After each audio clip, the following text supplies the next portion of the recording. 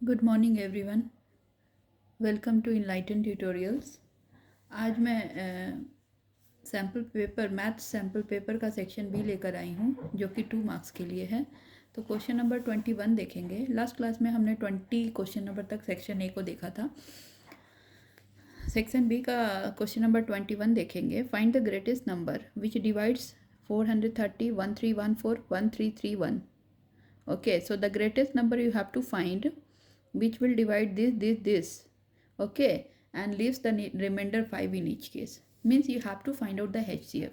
आपको HCF find out करना है 430, 1314 और 1331 का। ठीक है, तो सबसे पहले अगर आप इस सारे नंबर से 5 को सब्सट्रैक्ट कर दोगे, सपोज 430 से मैंने 5 को सब्सट्रैक्ट कर दिया, 1314 को मैंने 5 से सब्सट्रैक्ट कर दिया और 1331 में से 5 सब्सट्रैक्ट कर देंगे, तो जो मिलेगा नंबर, ठीक है, उस नंबर का HCF जो निकालेंगे ना, वही HCF इन सब नंबर को डिवाइड करके 5 रिमाइंडर को लीव करेगा।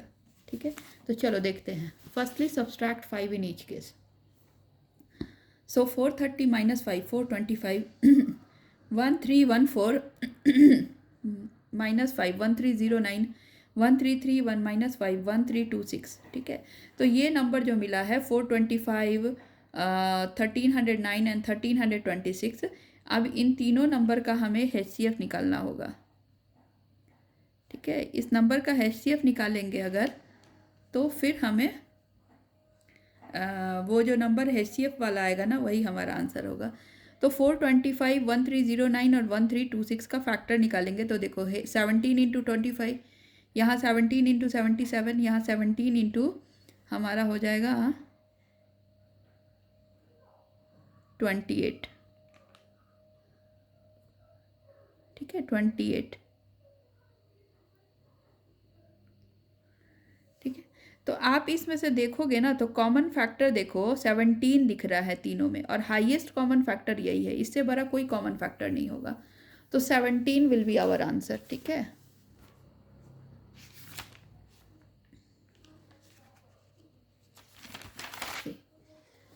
so now we can see that there are no other common factors apart from 17.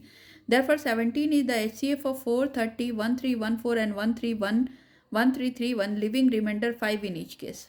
ठीक है, इसका सेकेंड पार्ट देखेंगे। और part, 2 numbers are in the ratio 2:3 and their LCM is 180. What is the HCF of these numbers? तो 2 number है जिसका ratio 2:3 है, ठीक है, और उसका LCM 180 है, तो HCF क्या होगा? तो देखो इसके लिए हम क्या करेंगे ना, कि सबसे पहले क्या कि 2:3 रेशियो में है, तो let the number be 2x and 3x। ठीक है, LCM of 2x and 3x is 2 into 3 into x। ठीक है, अब देखो 2x और 3x का एलसीएम 2 इंटू 3 इंटू एक्स हो जाएगा, तो LCM is equal to 180 already given.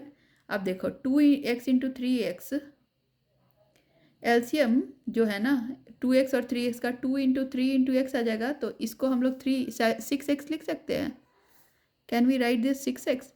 So 6x is equal to 180, तो x इज इक्वल टू हमारा आ जाएगा 3030। ठीक है, तो फर्स्ट नंबर हमारा क्या हो जाएगा? फर्स्ट नंबर हमारा 2 into 30 that is 60 and second number 3 into 30 that is 90। तो HCF ऑफ 60 एंड 90 क्या हो जाएगा हमारा? 30। So our answer will be 30। ठीक है,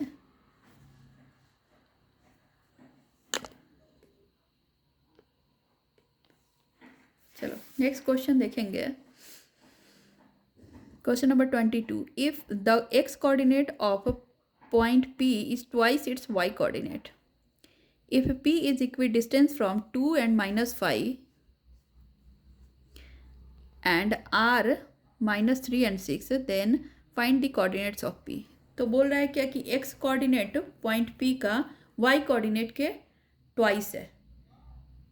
ठीक है, मतलब x is equal to 2y हो जाएगा। x जो है ना वो ट्वाइस है y के, तो x is equal to 2y। अब बोल रहा है क्या कि if P is equidistance from this and this, अगर जो पॉइंट P है ना पॉइंट P का पहले कोऑर्डिनेट क्या हो जाएगा? x coordinate is twice the y coordinate. देखो यहाँ पे let the coordinates of point p be x y, it is given that x is equal to 2y। देखो हमने p पॉइंट का कोऑर्डिनेट एक्स वाई माना है और हमें दिया है p is equal to x is equal to 2y, already given दिया है, ठीक है। अब देखो p is equidistant from this and this, तो सपोज ये हमारा q पॉइंट है और ये हमारा r पॉइंट है, ठीक है। तो p जो है ना वो q और r से इक्वी डिस्टेंस है, मतलब क्या कि यहाँ पे q है, यहाँ पे r है और p बीच में है, तो P Q is equal to p r हो जाएगा, क्योंकि इन्होंने दे के रखा है कि p is equidistant from point q and r, then find the coordinates of p। तो आपको p का कोऑर्डिनेट्स उन्होंने पूछा है, p का कोऑर्डिनेट्स हमने एक्स वाई माना है और हमने ये भी माना है कि x is equal to 2y है। तो ठीक है, यहाँ पे कोऑर्डिनेट्स लिख देते हैं। q का है 2 - 5, 2 - 5 और r का कोऑर्डिनेट दिया है -3 6, r का है -3 6, ठीक है। अब p का एक्स वाई है सॉरी। तो देखो एक्स वाई का कोऑर्डिनेट कैसे निकालेंगे, तो एक्स इज पी क्यू कैसे निकालेंगे, डिस्टेंस पी क्यू। तो P Q is equal to, यहाँ पे देखो x -2 का whole square plus y -5 that is y + 5 का होल स्क्वायर। सेम हेयर, दोनों इक्वल डिस्टेंस है, तो हम लोग क्या लिख सकते हैं कि x -3 का whole square that is x + 3 का होल स्क्वायर प्लस y -6 का होल स्क्वायर, ठीक है। अब आप इसको सॉल्व करोगे ना, तो देखो x की जगह पे 2y डाल देंगे because it is given here x is equal to 2y, और यहाँ पर भी x की जगह पे 2y डाल देंगे, ठीक है। तो हमारा एक ये आएगा इक्वेशन और एक ये आएगा। जब आप इसको सॉल्व करोगे ना, तो देखो 5y² + 2y + 29 और यहाँ पे 5y² + 45। तो जब आप इसको स्क्वायरिंग बोथ साइड करोगे, स्क्वायरिंग बोथ साइड, तो दोनों रूट चला जाएगा और हमें मिलेगा 5y² + 2y + 29 equals to 5y² + 45। तो 2y is equal to 16, y is equal to 8, therefore the coordinates of p are 16 and 8, ठीक है। क्योंकि y 8 है तो x क्या हो जाएगा 2y दैट इज 16, तो यही हमारा कोऑर्डिनेट होगा, ठीक है। चलो नेक्स्ट क्वेश्चन देखेंगे। क्वेश्चन नंबर हमारा है कि if a line intersect side A B and A C of triangle A B C at D and E respectively and is parallel to B C, prove that A D by B A B is equal to A E by E C. तो देखो कि given triangle A B C, एक triangle A B C दिया है where side A B and A C where line intersect side A B and A C at point D and E, मतलब D ई जो line है वो A B और A C को D and E point पर intersect करेगा, ठीक है। So and D E is parallel to B C दिया है, ठीक है, D is parallel to B C. To prove that A D by A B is equal to A E by A C हमें proof करना है। तो we know that if a line is drawn parallel to one side of a triangle intersects the other two sides in distinct point, then it divides the other two sides in the same ratio। ये वाला हमें पता है कि अगर मान लो कि एक लाइन जो है ना वो पैरेलल बनाया गया है किसी ट्रायंगल के एक साइड से, ठीक है, और वो दूसरे टू साइड्स को डिस्टिंक्ट पॉइंट पे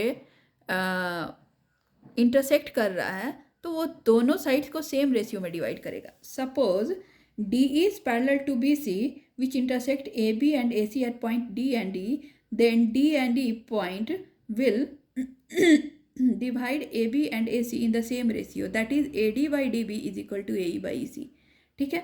ये हमें पता है, लेकिन हमें प्रूफ करना है AD by AB equals to AE by EC। तो अब इसके लिए हम क्या करेंगे ना कि ये वाला जो हमारा है ना AD by DB equals to AE by EC, इसको हम लोग उल्टा कर देंगे, तो हमें मिलेगा DB by AD equals EC by AE, ये AE है, ठीक है। अब देखो DE by AD +1 equals to EC by AE +1, दोनों तरफ हमने +1 ऐड कर दिया।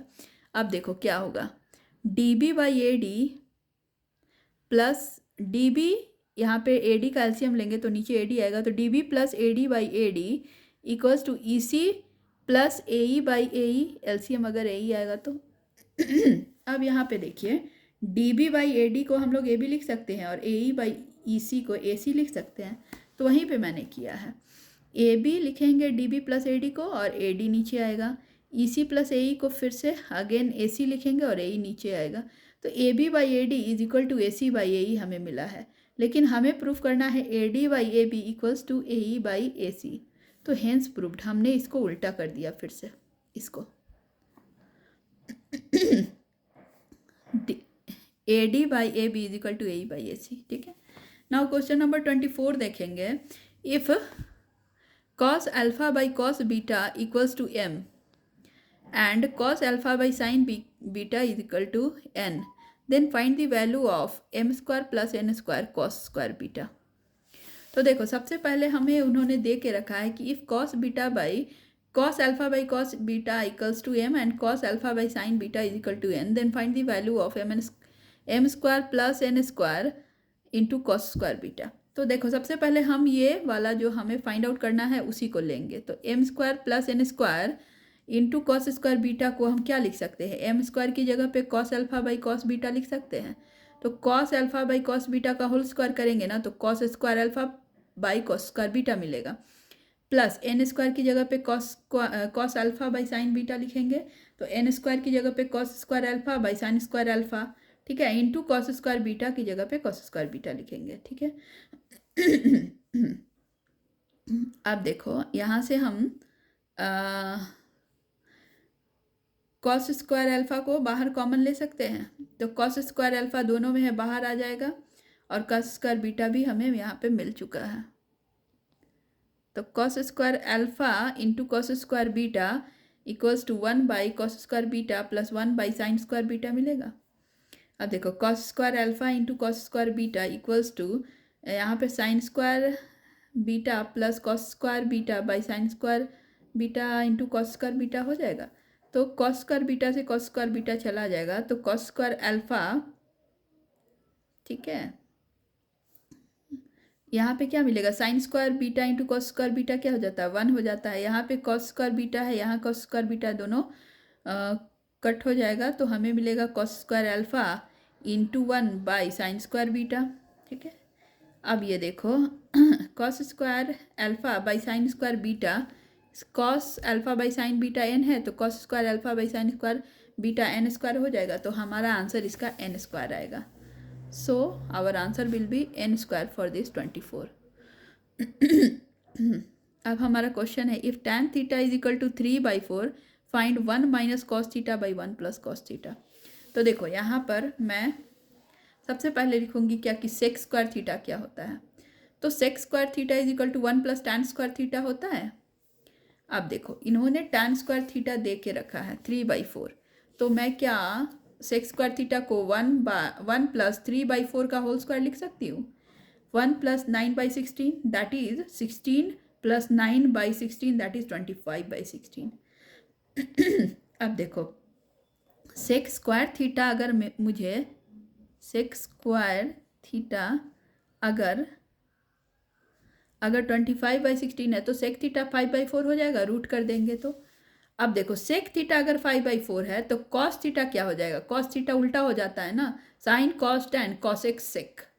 तो सेक जो है ना वो सेक का अपोजिट, कॉस जो है ना वो सेक का अपोजिट हो जाएगा। तो अगर सेक थीटा 5/4 है तो कॉस थीटा 4/5 हो जाएगा। तो अब हमें देखो कॉस थीटा का वैल्यू अब हमें मिल गया है, और हमें खोजना है 1 minus cos theta by 1 plus cos theta. तो we will put the value 1 minus cos theta, तो 1 minus 4/5 by 1 plus cos theta that is 1 plus 4/5। जब आप इसको सॉल्व करोगे तो आपको मिलेगा, देखो यहाँ पे 5 माइनस 4/5 डिवाइडेड बाई 5 प्लस 4/5, तो क्या मिलेगा हमें 5 माइनस 4 1/5 डिवाइडेड बाई 5/9 इंटू 5/9 हो जाएगा। यहाँ पे 9 हो जाएगा, नीचे में 5, तो हमारा आंसर मिलेगा 1/9। ठीक है, नेक्स्ट क्वेश्चन नंबर इसका 25 देखेंगे। अ बॉक्स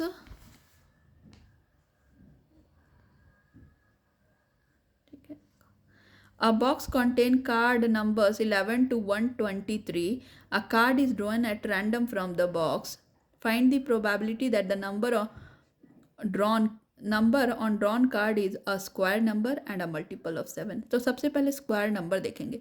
तो देखो 11 और 123 के बीच में कितने नंबर है, सबसे पहले तो हमें ये देखना होगा.